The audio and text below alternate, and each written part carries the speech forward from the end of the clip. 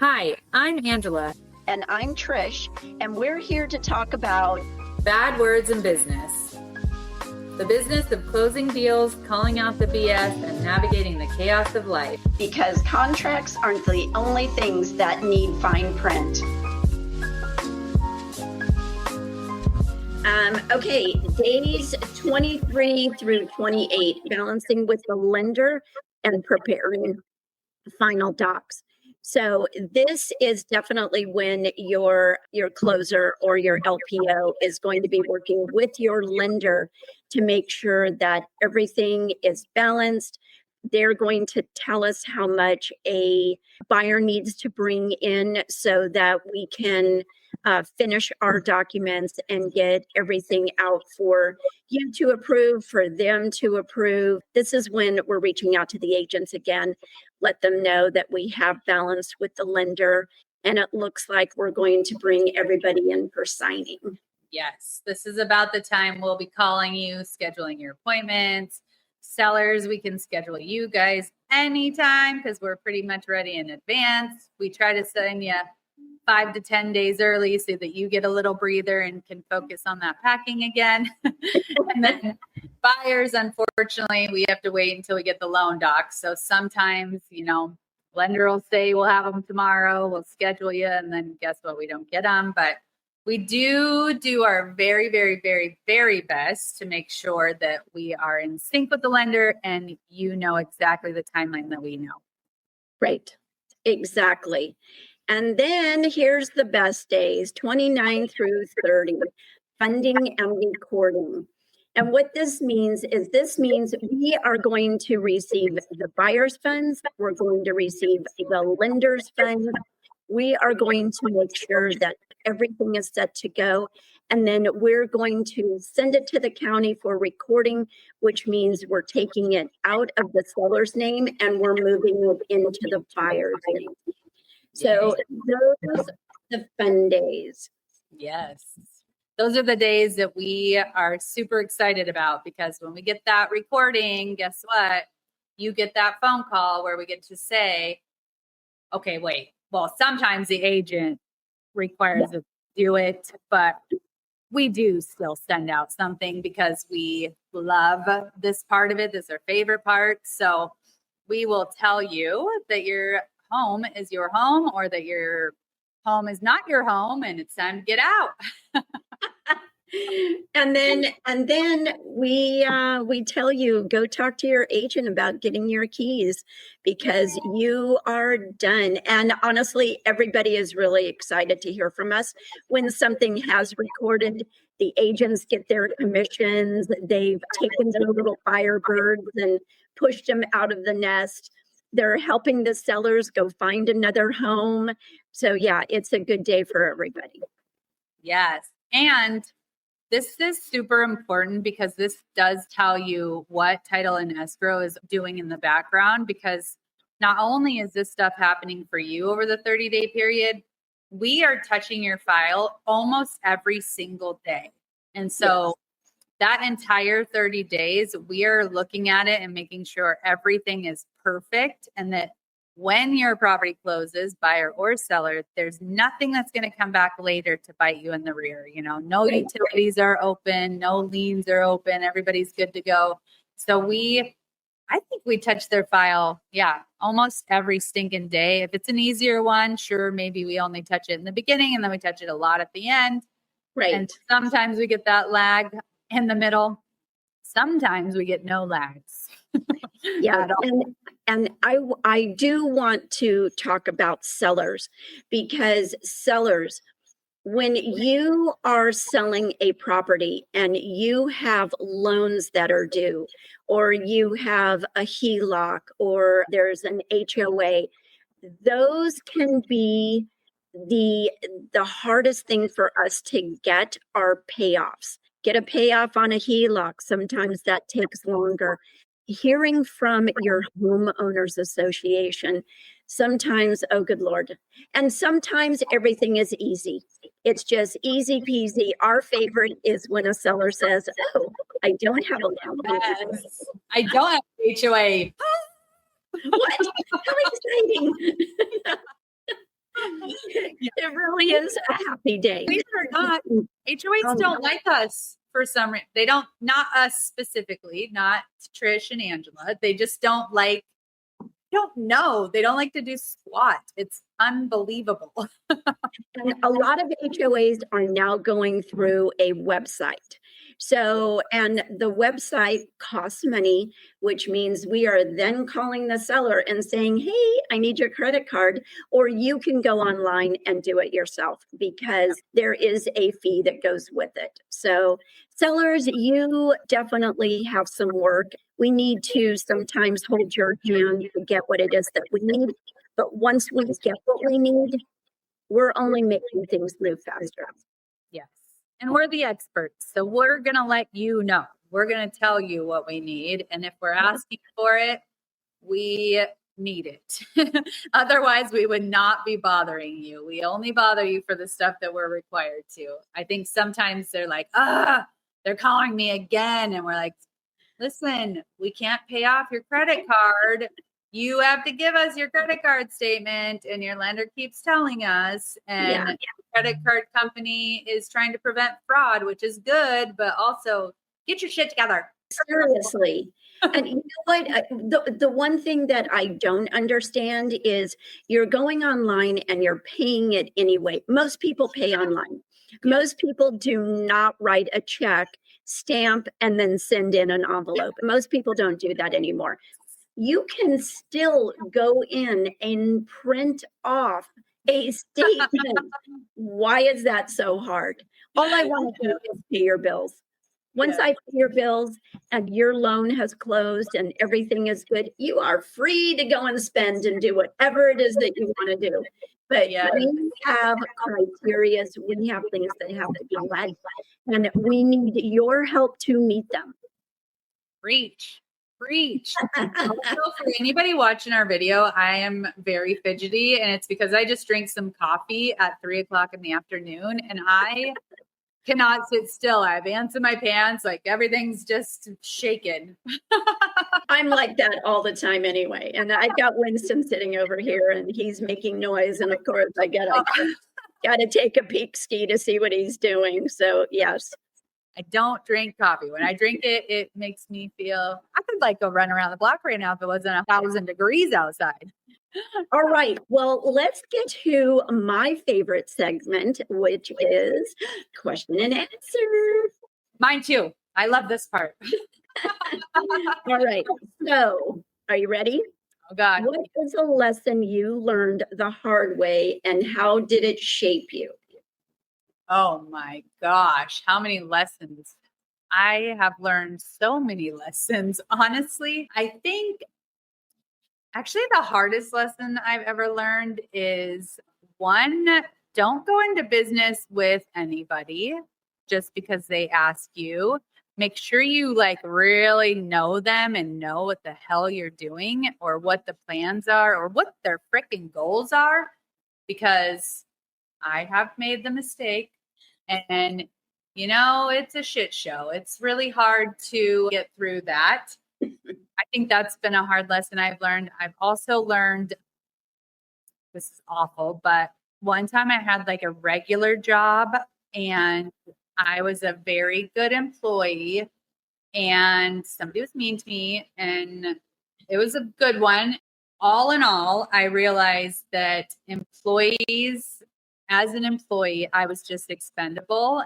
I realize that now I give what I get in return instead of giving and giving and giving. They were all about taking and not giving. And I think that was a tough lesson for me because as a people pleaser,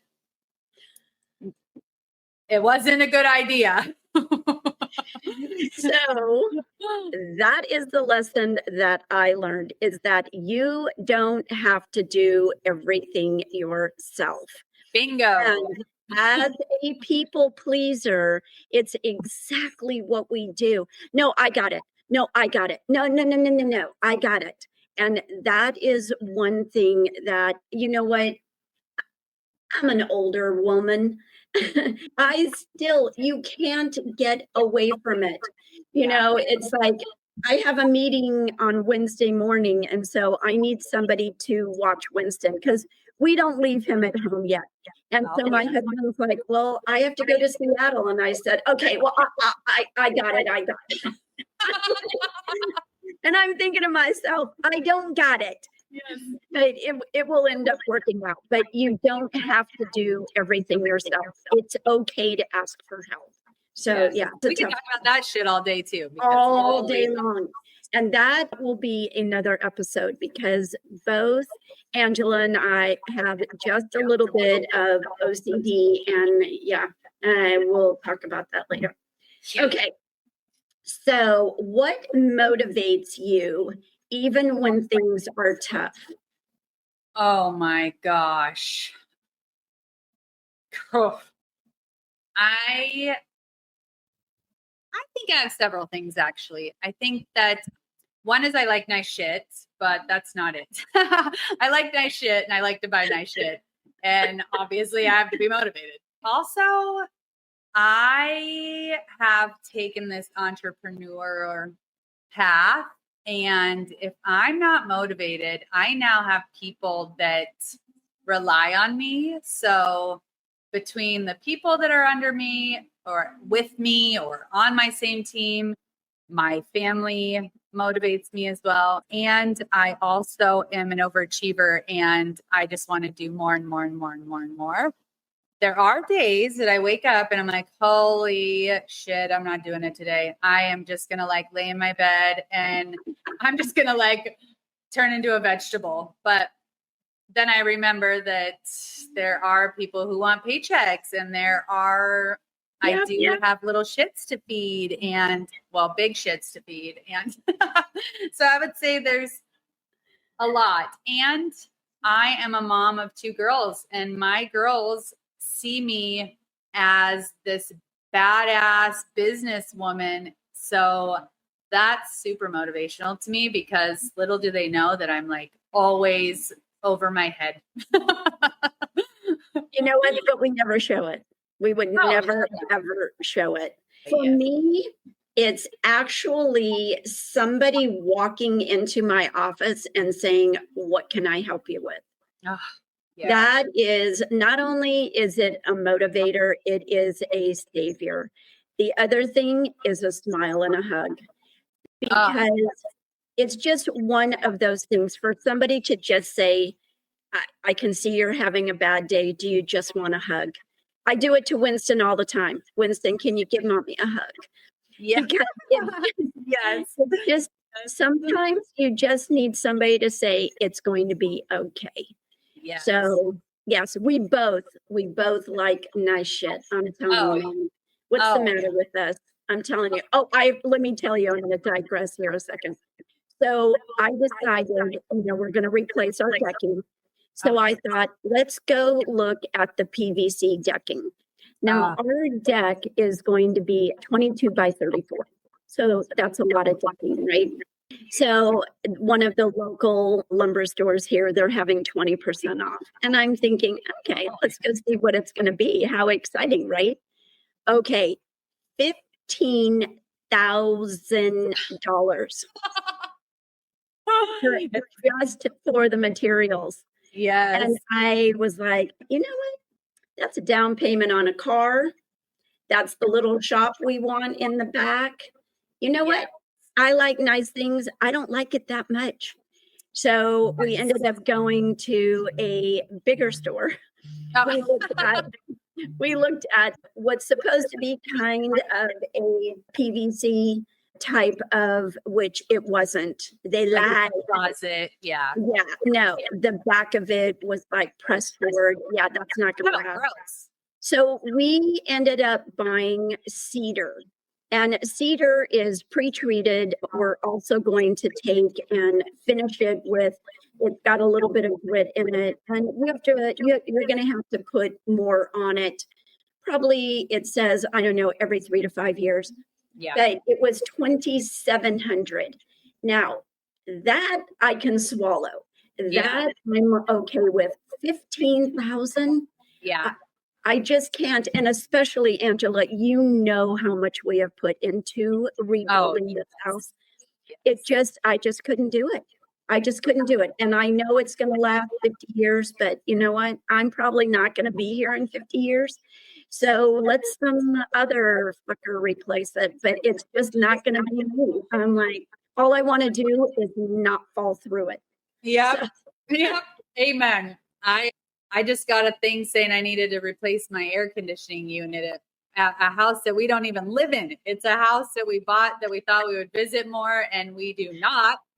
And when I got that $11,000 quote, I'm like, fuck that. I'm just going to have it like temporary repaired, and we'll just see how it goes. Because quite honestly, like, if you're not going to use it for years and years, and back to that, like, if you're only going to live in your house for 5 to 7 years, you don't need to do that shit. All you're doing is doing it for the next one and the next one and the next one. So it's so important to focus on the stuff that you actually bring a lot of value. Like a bathroom remodel, hell yeah, spend $15,000 on that shit, because people come in and they want a golden toilet and they want the perfect shower, and it's all about what you see with your eyes. No, it is. They want it to massage their ass when you sit down.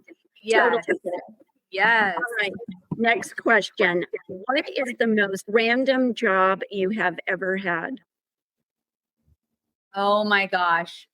Probably my first job. So my mom never made me get a job because I was like such a good girl.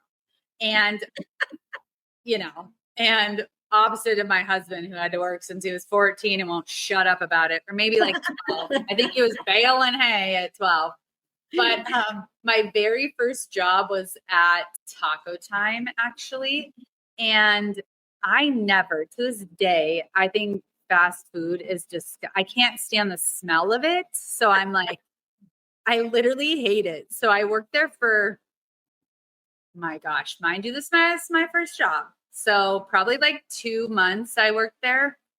And I wanted to take some time off to go to the lake, and they wouldn't let me. And I was like, what? And I hadn't taken any time off, and first job, don't know 2 months about it. 2 months, Angela. Listen, I don't give a shit. And they said no. And I wanted to go to this kid. It was this kid who worked there. It was his lake house, and he invited me to the lake. So I was like, yes, of course. And then the work was like, no, you're not going to go. So I just never went back. But I will tell you, that job sucked so bad. And I was not a good employee. One time I dropped the cheese on the floor, and I just put the cheese back into the thing. So for all you people that love that shitty fast food Fridays, just remember there's an Angela who maybe.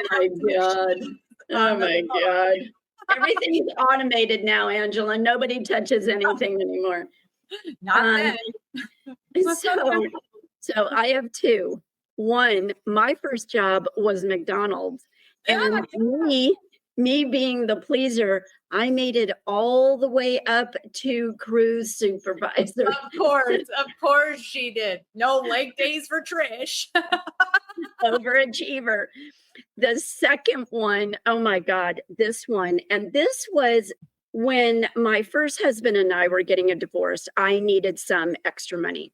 I've got 2 teenagers. I need a little extra money. So I used to push the dessert cart around then it was called the Pond. Now it's called the Honda Center in Anaheim. It's where the Ducks play. I pushed the cart around.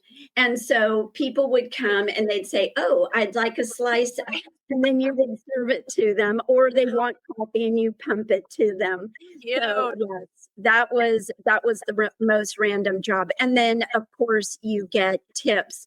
And I got to tell you, a lot of people don't tip, and you're making like some crappy minimum wage because, hey, there's tips available. So yeah, that one. I did do one more that's fun.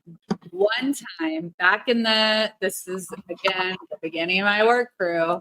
Yeah. My mom didn't tell me shit about working, first of all. My mom was like this, like, she worked at Boeing. She was like an elitist, She was like, she had a perfect job.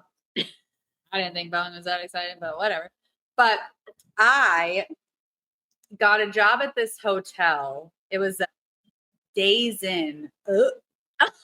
Sorry, Dazen. Sorry, but geez Louise. It was a skanky Dazen, and I had to go clean this room. They accepted pets. So I go into my first room. This is my first day. I go into the room. I looked around and I just left. I was like, nope, I cannot do this. There was like, the carpet was wet with God knows what. The bed was really messy. There was stuff everywhere because this person wasn't checked out. It was just like a freshen up. And I was like, absolutely not. There were towels on the floor used for God knows what. And needless to say, I was like, no way. Nope, I cannot do this. To this day, I will not stay at a Days Inn because I remember how grossed out I was from this one person. I didn't go to any other rooms. They called me and were like, where are you? And I was like, I'm sorry, I left. I'm not there. I am literally not there. Angela, that's 2 jobs you did not give notice on. Listen, I was freshly 18. I had like just graduated. Who even knows? Yeah, I was 18. I had just graduated and I probably could have used, in school when they're supposed to like tell you about that kind of shit. Yeah. They didn't tell me about shit. So how was I supposed to know what to do? Yeah. Although I'm going to tell you a story that happened to us yesterday. So while we were searching for wood, we noticed that because you can take dogs into the store that we were in. And so we noticed some dog went poop in the store. Now, here's the thing, pet owners, pick up after your fucking dog. What is the matter with you? You don't have a doggy bag. So, and not only that, it looked like the dog stepped in it and slipped. God. So they put up the little yellow sign that says the caution sign. And this guy comes down and he goes, oh, looks like I'm going to have to pick up some dog poo. And the first thing we said was that it was not Winston. I know what he was thinking. He was thinking, I cannot fucking believe I'm going to have to pick up some fucking dog shit. Oh, yeah. That's what. Oh my gosh. But he came like whistling a happy tune. I'm like, liar. See, if that was me, I would have freaking left. I would have never come back. I would have been like, you know what? Fuck this. You guys are stupid. Shoot. I walk by people in my neighborhood. I walk my dog in the mornings and I walk by people. Okay, I have to pick up a poo every single day, every day. And they are disgusting. I have a big dog and sometimes they're big, they're small. Doesn't matter what size they are, they stink. It just fell out of a rear end. They're hot, whatever. They're gross.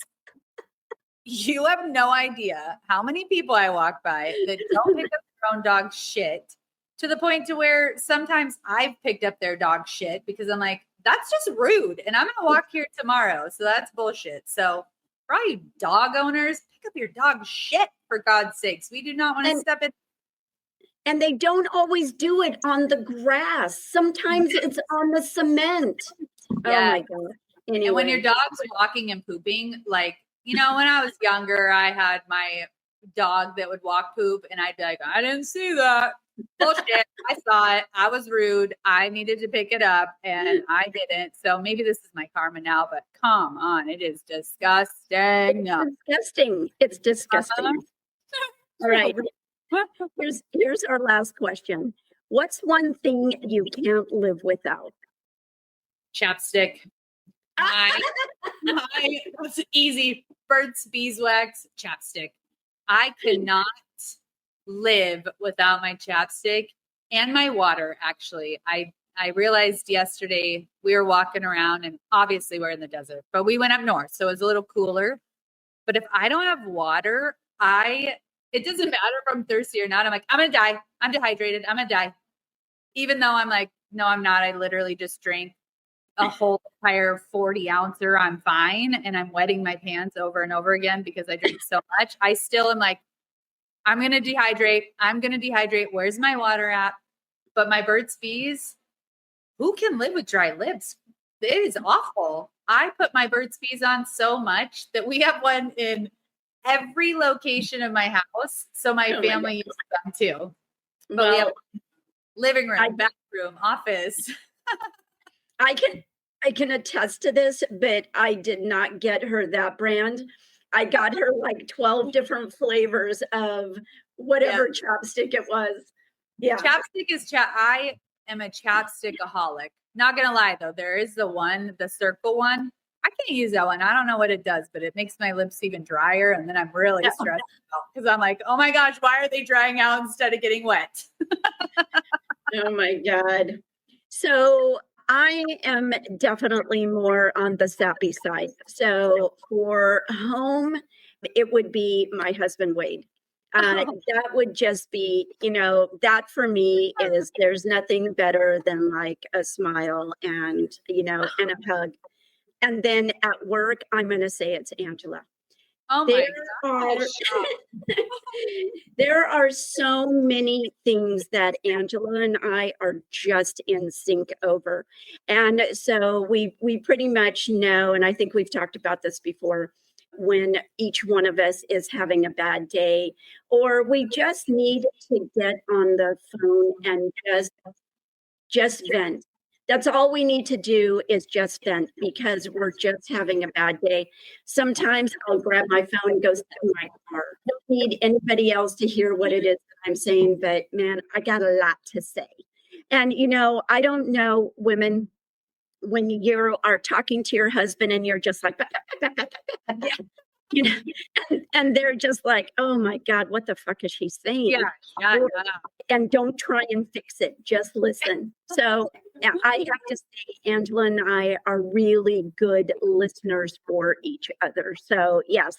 I concur. I called Trish this weekend actually, and I said, I swear I'm not calling to bother you. I swear. This is not work. It was kind of work, but not work. It was more just how we're going to be cool. And so, so it was less work. And then of course we start BSing, and 30 minutes later, I'm like, okay, I'm going to let you go so you can hang out with your husband because I know he's right there, freaking husband. But and it actually ended up being an hour later. And my husband always says, oh, I'm on the phone with Angela. Of course you are. Yeah. Yep. Tom too. Same thing. Trish is more the sappy one, I would say. You are you're so sweet. Me, I'm like, my husband, and I love to see him, and I do not know what I would do without him. Every time him or my kids are gone, well, only one kid lives at home, but whenever they're gone and I'm home alone, I'm like, for funsies, I'm organizing cabinets because I'm like, what do you freaking do without these people? Like, I need my husband to be right next to me so I have somebody to talk to all the time. Like, hello. And so I will say that. And I do think, yes, talking to you on the days I don't talk to you, I'm like, ugh, I'm so annoyed. Usually it's because we're too busy. And I'm like, I don't have an hour to freaking kill with her. Damn it. Or we will get on the phone and it's an hour and a half later because we have gone down so many different rabbit holes. That wasn't even what we called each other about. So yeah. Sometimes it's like, I can't talk to you because I don't have 2 hours. Yes. We'll start talking about dog shit. And then we're talking about freaking how we didn't sleep or somebody said. It's just basic random shit. That's all it is. I agree. You know what? But we feel good talking about it. So that's really all that matters. That's true. Thank God I found Trish because we found each other because I think this was meant to be, and we are a blessing for each other. I will say that for sure. Yes. No matter what the future holds, no matter what happens tomorrow, it still is like, one time Trish tried to quit actually. And no, you can't go anywhere. And she's like, I need more money. I'm like, I get it. And I don't disagree, but no, like what a WTF woman. I need you by my side. Like, and she realized she couldn't live without me either. So it worked out great. We're here. So we're still here. Almost 4 years later, we're still here. I know. And it's flying by. it's gone by so fast, and we've been through so many changes and iterations of what we see about business and who can help and who isn't helping. And yeah, we've been through a lot. We've been through a lot. And I think we grow each other. We are really good at, I tell Trish to delegate, which has helped her. Yes. And I love that. And Trish makes sure I'm always taken care of when I come to town. All the time, actually, not even when I come to town. She makes sure I'm always taken care of, which is just amazing. I think that we feed off each other very well. We complement each other, that's for sure. Yes, I would agree. Well, we were definitely yackers today. Good Lord. I know. Holy shit. All right. Well, next time we'll bring some more fun shit. So keep listening, keep tuning in. You can find us at NW Escrow Title, any of our stuff. You can also find us by our names if you really want to. We're not sharing that shit yet, though, because we got to wait till we're famous. That's right. And only you can make us famous. Yeah, so stay tuned. When we're famous, we'll be giving out all this stuff. All right. We will see you. Bye.